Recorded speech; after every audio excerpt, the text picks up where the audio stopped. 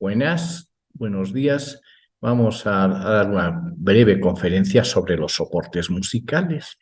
En la asignatura de Introducción a la Música, en el bloque 3, se anuncia el tema de tecnología especializada y práctica compositiva.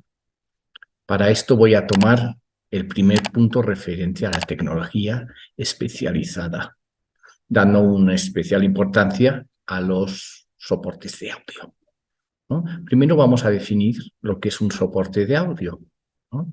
Pues son mecanismos utilizados comúnmente para la grabación y la reproducción de audio. En virtud que el músico, cuando sale del conservatorio o de una institución superior de música y generalmente piensa que está preparado para enfrentar los retos de una sociedad y el mercado, hay una tremenda sorpresa, ya que la visión de esas instituciones se circunscribe en cómo interpretar la música. No se le da importancia a cuáles son los mecanismos para registrar en soporte de audio y poder difundir las obras propias o interpretaciones de los músicos. Generalmente la experiencia interpretativa se reduce a pequeños conciertos y no hay un registro de audio. Y cuando es así, carecen de la calidad de grabación suficiente para ser atractiva. Esto hará que nada más se difunda en carácter particular y carezcan de relevancia. Es por esta razón que se requiere dar importancia a los soportes de audio, para dar visibilidad y registro del trabajo, ya sea interpretativo como compositivo del músico. Para eso vamos a ver los antecedentes. La música, a finales del siglo XIX, la única manera de escucharla era en vivo, en una actuación en directo. Esto ahora se nos hace difícil de comprender, ya que nos hemos acostumbrado a la inmediatez. Antes, hace apenas 120 años, y yo tengo 61, una obra se escuchaba una vez y rara vez se volvía a escuchar. La única manera de volverla a escuchar era repetirla, volviéndola a interpretar, y esto suponía pues un gran costo. Generalmente en cada ciudad había una orquesta de carácter local cuya función era versionar las obras que se ponían o se ponían de moda, reescribiéndolas y adaptándolas a los instrumentos y a las habilidades de los músicos disponibles de cada localidad. Esto se hacía mediante la transcripción y arreglos. En el caso de Tulancingo había una banda llamada Orquesta Toyancingo que se ocupaba de esos menesteres. El único soporte musical eran las partituras escritas de sus arreglos, pero para volverlos a escuchar se tenía que volver a interpretar la obra en vivo. Estas obras generalmente se interpretaban en los kioscos de la localidad, después de la misa de 12 para todo el pueblo. Antecedentes: era acústica mecánica, 1888 a 1925, ¿no? El primer aparato que tenemos constancia que sonara era el fonógrafo, que consiste en unos cilindros y fue el primer método de grabación sonora. Fueron muy populares en Estados Unidos. Se crearon en 1888 y su producción se extendió hasta 1929, cuando los discos de gramófono, que fue el siguiente aparato, que consistía en discos de pasta parecidos a los vinilos de hoy en día, acapararon el mercado. Sin embargo, su popularidad fue más corta en 1915, que se inició su desaparición, ¿no? Aquí vemos justamente el gramófono, que consiste justamente en un cilindro, ¿no? Y tiene como la grabación en forma como de tornillo, ¿no? Aquí en Tulancingo tenemos uno en casa que perteneció a un señor que se llamaba don Samuel de la Torre, en la calle Primera de Mayo de esta localidad, ¿no? Todavía existe un aparato y unos cuantos cilindros. Este aparato no fue popular en México, nada más lo adquirieron un sector más alto de la sociedad mexicana. El siguiente aparato es el gramófono. Este aparato fue mucho más sencillo que el fonógrafo. y como reproducía discos y se podían ser fabricados en serie, se logró mucho más, o sea, se logró que fuera mucho más popular. La música fue mucho más accesible. A partir de ahí surgen los discos de gramófono que giraban a una velocidad de 78 revoluciones por minuto y fueron fabricados con un material de pasta de color negro, rígido, frágil, por lo cual se rompían fácilmente y se protegían, ¿no?, con unos sobres de papel genérico y con un círculo recortado en el centro para distinguir el sello del disco y pues el autor del mismo, ¿no? A partir de aquí es cuando aparecerá realmente lo que se denomina la industria de la música de la mano de la industria del radio, que va a tener, o sea, el radio le va a dar una gran difusión. Aquí en México la radio más significativa pues era la XW. De ahí se generaron los grandes artistas populares de México, ¿no? Y es cuando realmente el, el músico se populariza, ¿no? Y está sujeto justamente a la... O sea, se crea la industria musical. A partir de ahí llega otro aparato que revoluciona, que se llama el tocadiscos. Eso ya es otra era. Es la era ya no mecánica, sino la era eléctrica. El tocadiscos es un aparato muy parecido al gramófono, pero con una cápsula que transforma las ondas mecánicas que genera el disco, pero la transforma en eléctricas, ¿no? Y eso hace que produzca unas vibraciones, unas vibraciones sonoras, ¿no? Se estandarizan los materiales para hacer discos y sale un disco que ustedes conocerán que se llama el LP, ¿no? Que funciona a 33 revoluciones por minuto y ahorita ya si el disco dura más o menos 20 minutos de cada lado. En ese momento, el realizar una grabación para cualquier músico es un asunto muy difícil y muy caro. Generalmente realizarlas tenía que contratarte una compañía disquera o bien pagar la costosa grabación y el tiempo de estudio y producción. La difusión de la misma era asunto que acaparaban las radiodifusoras, que compraban el tiempo de radio para sus productos artísticos. Eso ya estamos hablando ya de la industria musical. Ya esa industria no podía parar y tenía que seguir haciendo grabaciones. Posteriormente viene otra era que se llama la era magnética, que empieza de 1963 hasta 1982. ¿No? En esa época hay LPs y hay también lo que se llama el cassette, ¿no? Eso ya sí me tocó a mí. El LP y el cassette es un soporte. El cassette es un soporte de audio que significa en francés cajita. Eso lo inició la compañía Philips en 1963 y fui extraordinariamente utilizado junto a los discos de vinilo, ¿no? Y consistía eso, como podrán ver, en una caja que alojaba una cinta magnética que pasaba a una cabeza magnética y se enrollaba en dos carretes. Ahorita vamos a ver la influencia eso que tuvo en el músico.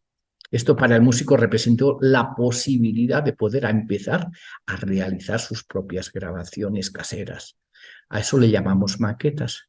Y poder disponer de los primeros soportes musicales para la difusión ya propia de su música, al margen de la industria discográfica.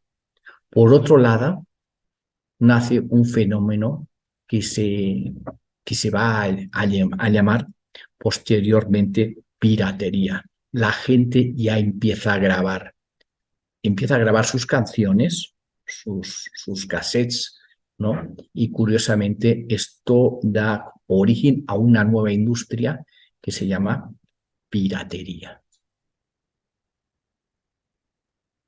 La siguiente era se llama era digital, la hemos nombrado era digital, que es de 1982 hasta la actualidad. Esa era, nace con un nuevo aparato que se llama compact disc. El disco compacto, que consiste en un disco de óptico, se lee con láser y se usa para almacenar datos en formato digital, ya sea audio, imágenes, vídeos y toda clase de datos. Es un formato mucho más práctico, con más capacidad de almacenamiento y sobre todo mucho más duradero. Al mismo tiempo, del compact disc salen formatos parecidos que se llaman minidisc, DAT, el famoso DVD y el disco duro. A partir de ese momento es cuando realmente crece de una manera exponencial el fenómeno de la piratería. Y el músico también puede acceder a realizar sus grabaciones, pero ahora con una calidad semejante a las compañías discográficas establecidas. También en esta época, el tema más complicado para el músico va a ser la difusión de su trabajo, a pesar de que lo tiene bien grabado. Seguidamente viene un fenómeno que se llama la aparición del MP3. Ese fenómeno va a revolucionar también la música debido a una característica que tiene ese formato. Ese formato de audio, comúnmente utilizado para la música, tanto en computadoras como en reproductores de audio portátil, produjo que los archivos fueran mucho menos pesados y hubo mucha facilidad de compartir canciones ahora en archivos musicales. Los aparatos de MP3 eran muchísimo más ligeros, sencillos y prácticos. A partir de ese momento la música se podía llevar en todas partes. Ahí sí la piratería pasó de ser física a través de cassettes a ser virtual. Con la aparición de Internet aparecieron sitios como Ares, Emul, Napster, Taringa, ¿no? Y esto permitió bajar de la red toda clase de música y representó el punto más álgido de la piratería. Curiosamente, en ese momento la industria discográfica se tenía que replantear porque les bajaron completamente sus ventas. El músico, aunque pudiera grabar sus obras y sus presentaciones, no podía cobrar los réditos de sus creaciones por derecho de autor, ya que no se vendían las canciones o sus archivos. Simplemente todo o casi todo se pirateaba o se copiaba. Debido a esto, nace una ley que se llama SOPA, ¿no? En Estados Unidos, que fue una ley que penalizó el tráfico de contenido con derecho de autor en Internet y desaparecieron los sitios de descarga. Viene la pregunta, ¿cómo se va a vender la música a partir de ahora? Pues eso dio a replantearse otro producto, otra manera de vender la música, que dio el, el nacimiento de lo que llamamos las plataformas. Mira, aquí estaba lo de las descargas, ¿no? Ares, Multimedia, Napster y Taringa. De acuerdo, que eran justamente los lugares donde se bajaba la música, ¿no? Y viene el nacimiento justamente de las plataformas, que son sitios en Internet que se permiten descargar archivos musicales de manera segura y con buena calidad. Aquí tenemos ya lo que conocemos en la actualidad, ¿no? Que es Spotify, ¿no? Pandora Premium, YouTube, Amazon Music, YouTube Music, ya es una cosa muy común, ¿no? Pero ahorita vamos a ver, a partir de ahora vamos a realizar un análisis de la nueva realidad del músico, si quiere difundir su trabajo en la actualidad. Y para eso vamos a hacer una serie de reflexiones, ¿no? Ventajas y desventajas de las plataformas digitales para los músicos. Las ventajas. Primero, que se tiene un acceso a una audiencia global. Primer ventaja, el acceso a una audiencia global. Las plataformas digitales permiten llegar a un público mucho más amplio. Segundo, mayor control y autonomía. Los músicos tienen la posibilidad de gestionar su propia música y decidir cómo y cuándo lanzarla. Tercer ventaja, son mucho menores los costos de distribución. Las plataformas digitales ofrecen una opción mucho más económica para distribuir la música. Cuarta ventaja, análisis de datos. Esta plataforma proporciona herramientas para analizar el rendimiento de la música. Eso todo parecen ventajas, pero también hay una serie de desventajas que tenemos que considerar. Primera es la menor ganancia económica. Aunque las plataformas digitales brindan una mayor visibilidad, también implican una menor remuneración económica. Segunda, compromisos contractuales. En algunas plataformas digitales requieren que los músicos firmen acuerdos y contratos, lo que puede limitar su libertad y autonomía. Tercera, ruido y competencia. El acceso es fácil y abierto también, y significa que hay una gran cantidad de música disponible en esas plataformas. ¿Ok? Vamos a analizar también los cambios en la vida cotidiana del músico con la aparición de las plataformas digitales. Primero, mayor enfoque en la promoción y a la autopromoción. Los músicos deben dedicar más tiempo y esfuerzo en promocionarse a sí mismos y a su música en las plataformas digitales para aumentar su visibilidad. Segunda, la necesidad de adaptarse a las nuevas tecnologías. Los músicos deben mantenerse actualizados con las últimas tendencias y herramientas digitales. Después he nombrado una serie de consejos para sacar el máximo rendimiento y usar las plataformas digitales como músico, ¿no?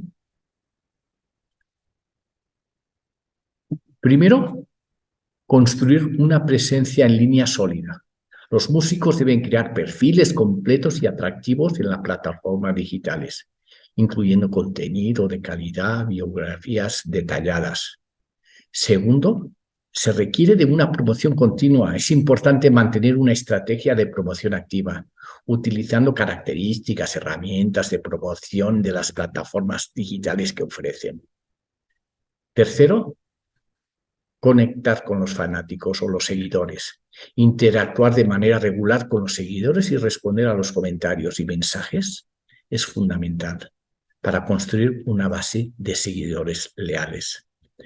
Pues bueno, con esto me despido, ¿no? Con esa reflexión nos despedimos y damos por terminada esa breve sesión. Me despido de todos ustedes, ¿no? Y quedo atentamente a sus órdenes. Este video es presentado por el Sistema Ciencia Garza Educativa de la Universidad Autónoma del Estado de Hidalgo.